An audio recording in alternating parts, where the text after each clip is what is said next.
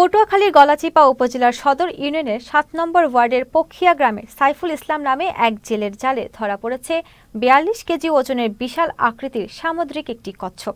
রোববার সকালে জেলে সাইফুল ইসলাম এর জালে ধরা পড়ে। পরে স্থানীয়দের সংবাদের ভিত্তিতে উপজেলা বন বিভাগের কর্মকর্তারা ঘটনাস্থলে উপস্থিত হয়ে কচ্ছপটি উদ্ধার করেন। কচ্ছপটি দেখতে এলাকার উৎসুক জনতা ভিড় করেন। উপজেলা প্রশাসন, অ্যানিমালস লাভারের টিম লিডার সহ উপজেলার রেঞ্জ কর্মকর্তারা পানপট্টি লঞ্চঘাট এলাকার সাগর মোহনায় অবমুক্ত করেন কচ্ছপটি।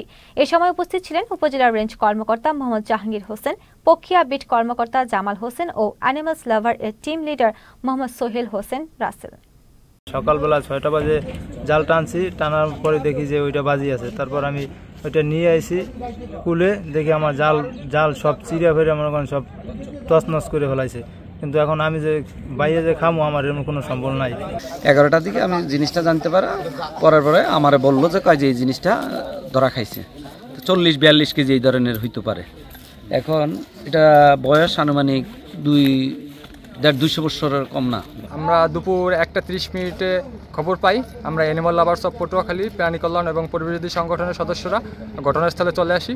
আইসা জেলেদের কাছ থেকে আমরা কাসিমটি উদ্ধার করি এবং আমাদের গলাচিপা রেঞ্জ কর্মকর্তা জনাব জাহাঙ্গীর স্যারের নির্দেশক্রমে আমরা কাসিমটি অবমুক্ত করব।